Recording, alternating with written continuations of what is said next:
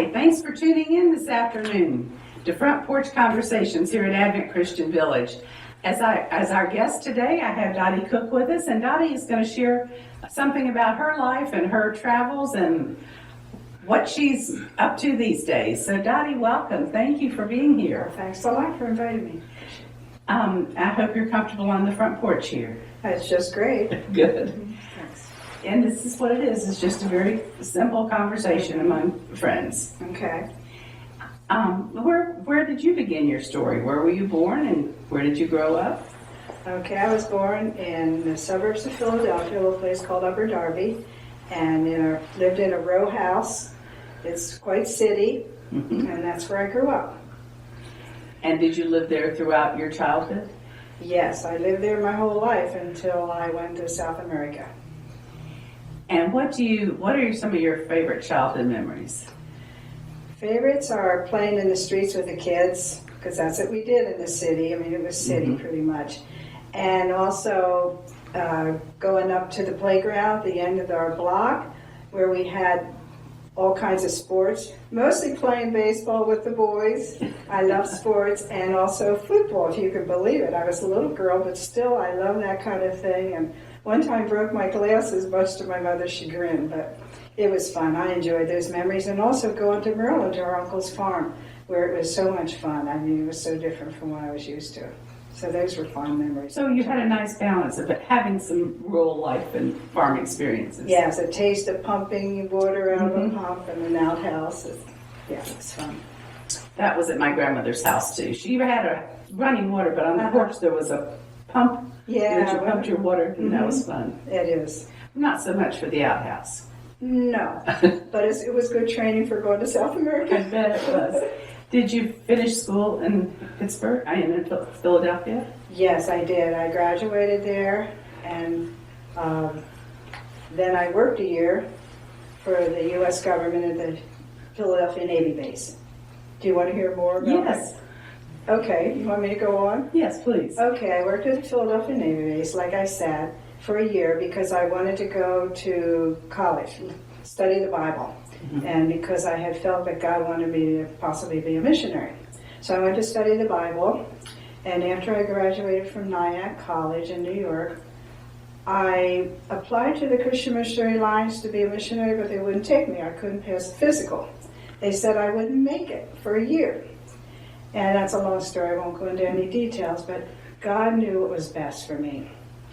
So then I went to work for Child Evangelism Fellowship for a short time, but then I have to backtrack a little because when I was in junior high, my mother became very ill with an incurable disease, and she progressively got worse. I was able to go on to college, I said I was able to go on to college, and she was able to stay alone, but my father called me and asked if I would come home and take care of her. I was the youngest in my family, and they were all married because we were all, separated in age. We weren't close in age.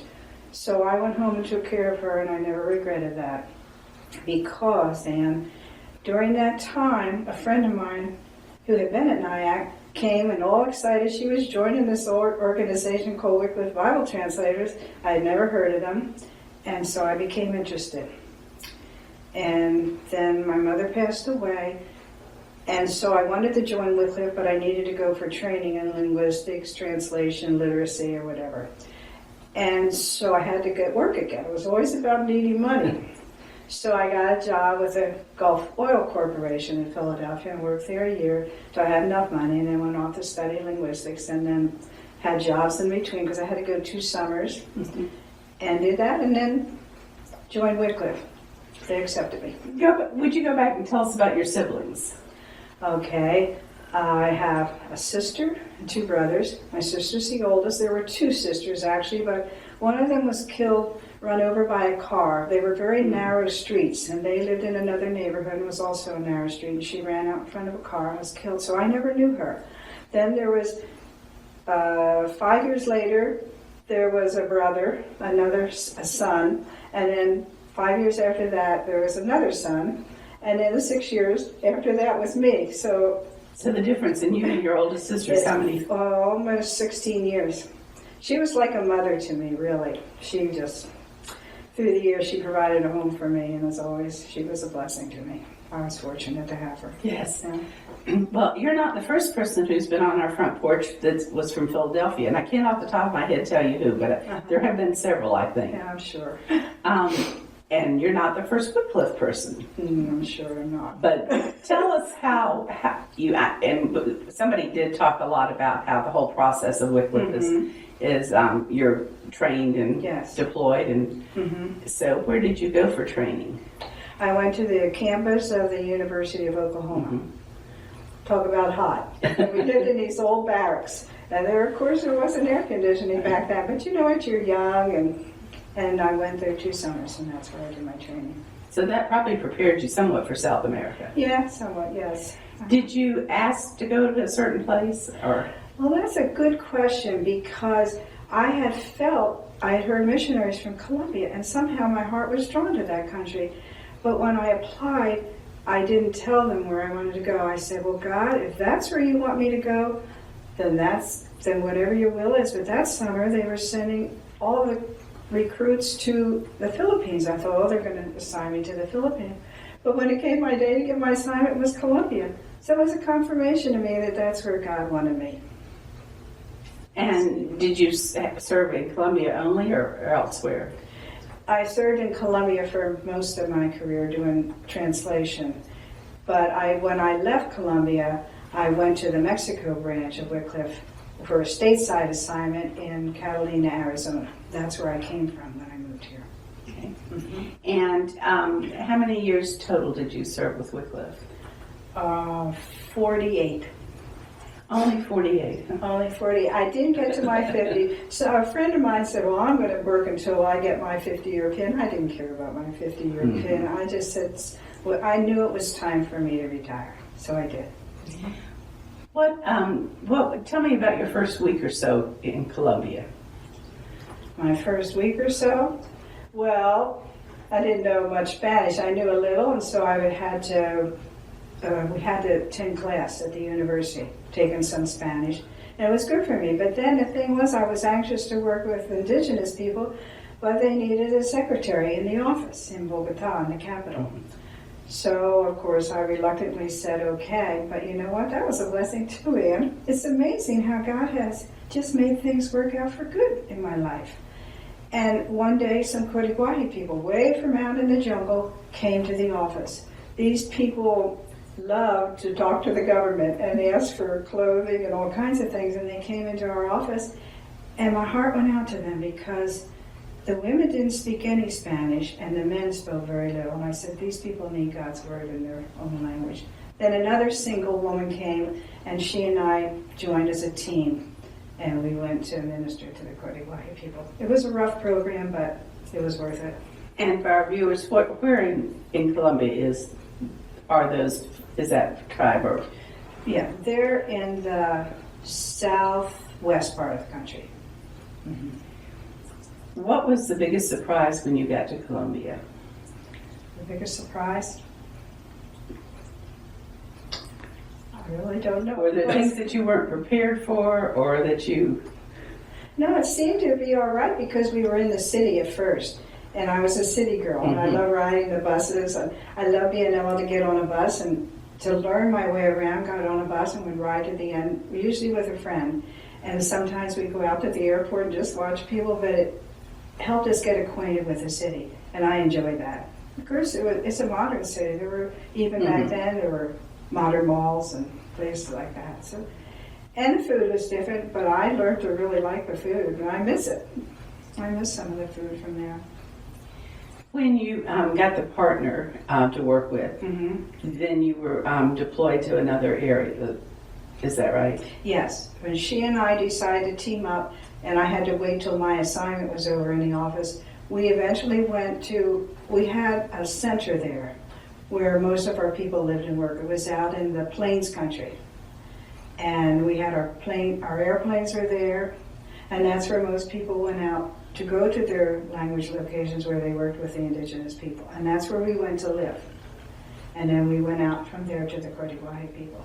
So did you have already had a home or a place to live there? No, we had to live in people's homes until we eventually were able to have a house built. And as you would go out, you would first try to make friends with the people. Is that right? Oh yes, first time we went in by river, we didn't have any place to stay, and we didn't get there till night because the motor kept cutting out, and they kept pinching our skin. They had never seen white women like that, women from the U.S., and it was just very interesting. It's kind of eerie. And the chief was all dressed up in his feathers, feather in his nose, feather in his ears, and it's just, I thought, oh my, this is really, it's kind of a weird feeling when you're not used to that. But the people accepted us, and as we learned their language, then they really did accept us. Mm-hmm.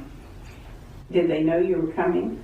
No, we just showed up. So that was a strange thing. Where on earth are these people? Well, actually, 2 men had gone out there before us. I forgot that. And did like a survey. But these people didn't know we were coming. We just showed up. And they let us stay. That was wonderful. Mm-hmm. And the Lord's hand was in that too. Oh, exactly. Yeah, he knew where we needed to be. Talk to us about the process of learning the language and then trying to adapt. Did you have to develop an alphabet or? Mm-hmm. Yes, and of course, since they didn't know Spanish, sometimes it would be pointing at something and hope you got the name for that item that you needed. And we made some funny mistakes. We said some funny things. One time we were sitting in the house, eventually when we got a place where they let us stay, the women would pass by and the men to go to the river. And so my coworker said to this woman, how do you say in your language? She said it to her in Spanish, where are you going? And she said something, and so Carolyn wrote it down real quickly, and the next time somebody came by, she yelled this phrase out to her, and she had the funniest look on her face. Well, what it was that she gave her was, I don't know. So when Carolyn yelled out, she was yelling at this lady, I don't know. I guess she thought, well, she really doesn't know. So you make mistakes like that, but you eventually, as you write it down, you eventually figure out, an alphabet, so you can teach them to read it right. Yeah. And was the most of your assignment in that same village area? Yes, we went to visit other villages. Actually, we went to another village to see if we could live there possibly. It was a large village, but no one was there, so we came back and decided that was where God wanted us. So once you're learning the language, and then you've created the alphabet, how does the translation begin? Well, you find someone or someones who can help you, work with you. You can't do it on your own because you don't know the language. And so we would sit down with someone and we would sort of give them an idea of what the passage said and then try to get them to give it to us in their language and work that way. And sometimes we did the Book of Mark first, but after we did the Book of Mark, we knew that we didn't know enough of the language to really do a good job. But that was the beginning. So that's how you do it. And how long would it have taken you to do the Book of Mark? At least the original time. It took us about a year. I think it was a year. But and what happened is and I don't want to take too much time, we went out with the Book of Mark and all excited about giving it to the people. But at that stay, armed men came into the village. Someone broke into our house on a Saturday, and we were supposed to go to town the next day to get medicine for a lady. We were treating her for a TB.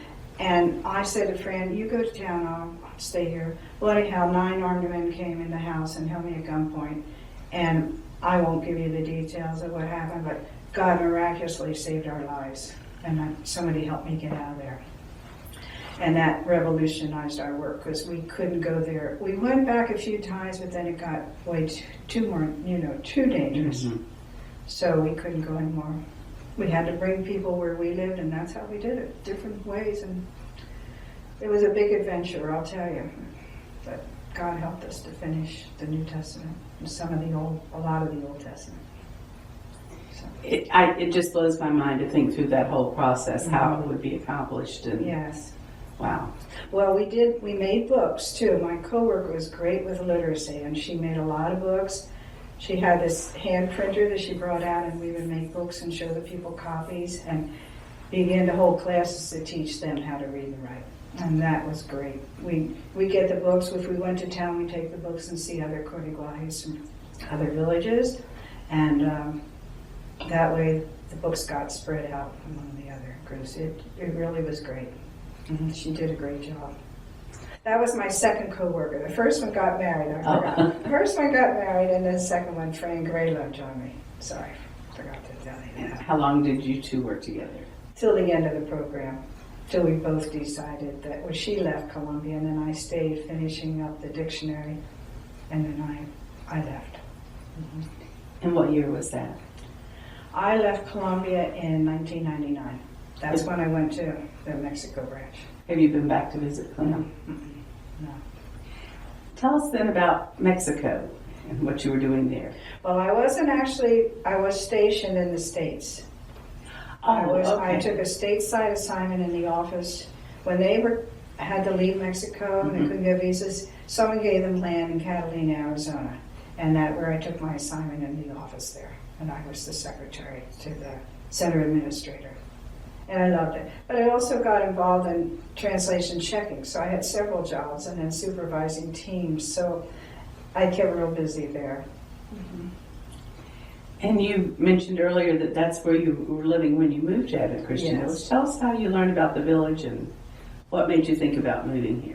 Okay, a woman named Georgia Hunter, and you might know her. We became good friends, and she told me all about this village. Well, one time we made a trip to the East Coast together, and at least we came together. And she brought me here to show me. She was all excited. And so I thought, wow, that's a wonderful place.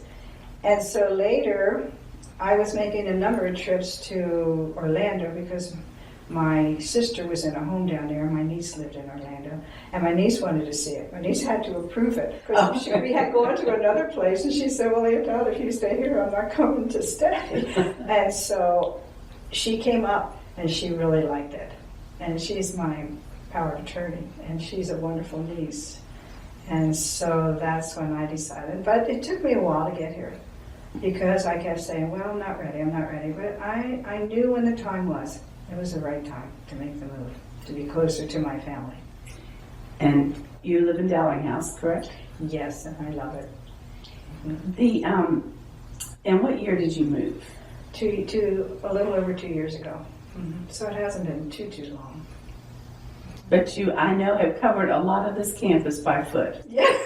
Tell us about your walks. Even in the woods. Well, every morning, my friend and I, from Monday to Friday, now we walk every morning. We've been doing it ever since we got here. We walk every morning, and we used to walk through the woods until she hurt her knee, and then she eventually had a knee replacement. It wasn't from the injury, but her knee was bad. And we love riding through the woods in the golf cart. We finally got a golf cart together. And we love that ride. And one time we even took a picnic in the woods. So we do some strange things, but we love going out and looking down over the river. It's just so peaceful. And walking here and there and everywhere. So it's so beautiful and peaceful here. And I'm sure you know there are a number of other people who were with Wycliffe, and so have you met most of them, or did you know many of them in advance? No, the only one I knew was Catherine Roundtree, and I had met Pat Powell one time, and then I forget the gals who came with Catherine and moved here. I didn't know that. But I had met Catherine through Georgia when we came through Dallas, and we stopped there, and she introduced me to Catherine. Otherwise, I didn't know. But she was the only one. So I've met a few of the others. Tell us about what you enjoy doing other than walking at the village. Do you volunteer? Or are you involved in different things? Yes. Helen is an ambassador and always wants me to go with her. And so I do that. And we take people to medical appointments. And the fun of that, a few people, not a lot, is getting to know these people. I mean, that's the neat thing about it. And even on the tours, getting to know people. And it's always fun when you see that they've moved here. And also, we've gotten involved in, I sing over Good Sam once a month with a group, The Joyful Noise. And we also we've done a lot of music since we've been here. I play the piano and Helen sings, and last time, it was just recently at the Carter House, they had a buffet, and so we sang there and provided music so they could sing along old songs, and it was fun. I think the men who were there, I think they all enjoyed it. It was a nice event. Well, and I know the two of you were entertainment one month at a birthday party. Yes, we were. And I appreciated you doing that one, I felt. Well, you know what? Just like I appreciate you coming today after I said. Well, the funny part about that one was it was in February, and we were both single, and we had to do love songs. And the funny part was because all we know are country western love songs, and all of them, most of them were about broken hearts. Every time we pick, oh no, that's, your cheating heart and all that. But we explained that, and then we found some nice ones, real love songs. And then we sang a gospel song at the end. So that was fun. Has music always been a part of your life? Oh, yeah. Mm-hmm. I started piano at a young age. And I'm not that great, but I love music and play the accordion. Oh, you do? Mm-hmm. I didn't know that. Yeah. Good to know. Love it. Love music. Were you able to use your music in any way in your time in Colombia? Well, I pay for services when we had them. And on a little town, sometimes I go in with my accordion and play for events that they had in the local town. Mm-hmm. I did. Well, I know you've accomplished a lot already in your life. Are there still things that you're looking forward to doing? Well, I'd like to see more we like to visit different areas. We'll take off, like say on a Sunday, go up a road and say, well, let's go up this road, and then we'll turn left. And sometimes we always have to take the GPS because sometimes you can pretty figure out where you've been. But sometimes we've had to put the GPS in and find our way home. But I find that home and that's fun. And we've traveled to different areas by the coast. We've had people come to visit. We've taken them on trips. Every time we have a visitor, we go on another trip. And we've taken a lot of trips this year. Good. For family and stuff. And so you found out more about Florida that way? Yes. Yeah. I went to see a friend this summer who lives in Greensboro, North Carolina, and I had read about the town before. I'd been there once before. And I said, can we do this and this? And she said, sure, I've never done those things. Wonderful. And she said, come back again so I can learn more about my town. Yeah, that's great. Yeah, I enjoy doing old parts of towns. We like to go to a place and then find where the old part of town is. And it's always interesting, I think, see a little bit of the history. You've talked about Helen a couple of times. Tell us about Helen, and she also lives at Dowling House, right? Yes, she lives on my floor. And you met in Arizona? I met her in Arizona. Her sister was my good friend and lived right across from me, and Helen came and lived with her sister. We found out we liked a lot of the same things. She got on I was playing on the senior softball team, and she joined the team until her health, she had to quit. But we would still go on, she'd still go on the trips when our team would go away to other places. And then her sister left and moved to the East Coast to live with her daughter, and I invited Helen to live with me. I had a room in the back of my mobile. So she lived with me, and then I was telling her about, this village. She said, do you think I could go there? And so that's how she came about coming here. I said, sure, and then she put in her application, and they accepted her, and she's very happy here too. Good. Yeah. Well, I know you all are both busy and out doing a lot of things, and that's great. Well, there's time to read and work on. I do a lot on the computer, so there's time for that relaxation too. That's one of the nice things I'm learning about retirement. Is there time to do things, and you can do kind of when you want to do things. So. Right. What advice would you give a young person today? I would say, put God first in your life. You can't go wrong. Enjoy life, laugh a lot, because I enjoy laughing, and do some of the things that, you have to make good choices. And I haven't always made good choices, Anne. And I'm sad for that, but I haven't. But God can help us make good choices. And if we make bad choices, He forgives us, so we ask forgiveness. So that's my advice. And enjoy the things that especially if it's your interest, enjoy that and pursue that interest.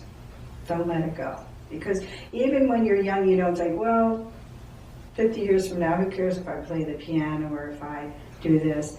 But you can still enjoy music and sports later on in your life nowadays. So I'd say just pursue your interest. So why don't you start a women's softball team here? Oh, we thought about it, but we're not sure there'd be anybody. We went out with our gloves. We brought our gloves and balls with us, and we've gone out and thrown the ball around, but I think most people aren't in the shape to start. And I'm not even sure if I would be able to play now since I've come. I haven't been running or anything like that, and Helen's got a bad knee. So we are going to go out and throw our ball around. Well, maybe somebody watching this will call you and say, Yeah, right. when can we start that softball Yeah, team? right.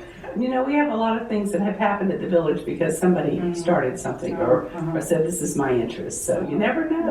Well, that would be interesting. I haven't seen anything about them in recent years, but there was a softball team, a men's softball team, and I think it was St. Petersburg. Some of their players were in their 80s and 90s. Oh, yes. I've seen women playing in their Well, 80s. I've not seen a women's team, but this was a men's team. We have them in Arizona. There's a woman on my still playing on my team. She and I are the same age, and she's going to turn 80, and I'm going to turn 80 this year. And I would still be playing if I were there. They keep saying, when are you coming back? You've been in Florida long enough. Because I used to really enjoy being on the team. And what was your position? Pitcher for years, and then I decided to get out of pitching. But then they put, because of the balls, we were playing younger teams, and that ball comes pretty fast. And I thought, well, I'm not as young as I used to be. So they put me in as catcher. Well, you're right behind the catcher. So I think I was safer being pitcher. And I did do some pitching after that. They would have me come out because they needed me to pitch. So that's... Do you have a professional baseball team that you follow? No. I mean, I kind of watch the Phillies, but I'm not one to sit down and watch the whole game. But if they're playing, I'll turn on the TV, I'll turn the game on and just watch it for a little bit. If they're winning, I'll watch it a little longer. If they're losing, forget it. Yeah. No, I like sports. We watch a lot when college basketball, university basketball come on. Of course, we're watching the University of Kentucky because that's Helen's obsession. That's her team, and we watch all their games no matter what time of night they're on, and that's been fun. And we watch softball when women's softball is on, or even the baseball, college baseball. And I really enjoy college sports as far as watching them more than professional. Oh yeah, I do too. I think it's much more interesting. Yeah.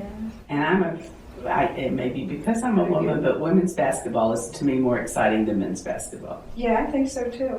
I think there's more strategy, not just... Yeah, just put, to me the men, they put it, they put it in, they run down the other end, they make them, and they run down the other end, and I don't know, it gets boring after a while. But, so you like that too, that's great.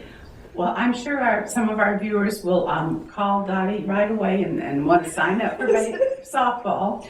But if not, there might be something else you have in common with her, and as we do with each other, and we're learning those things about each other all the time.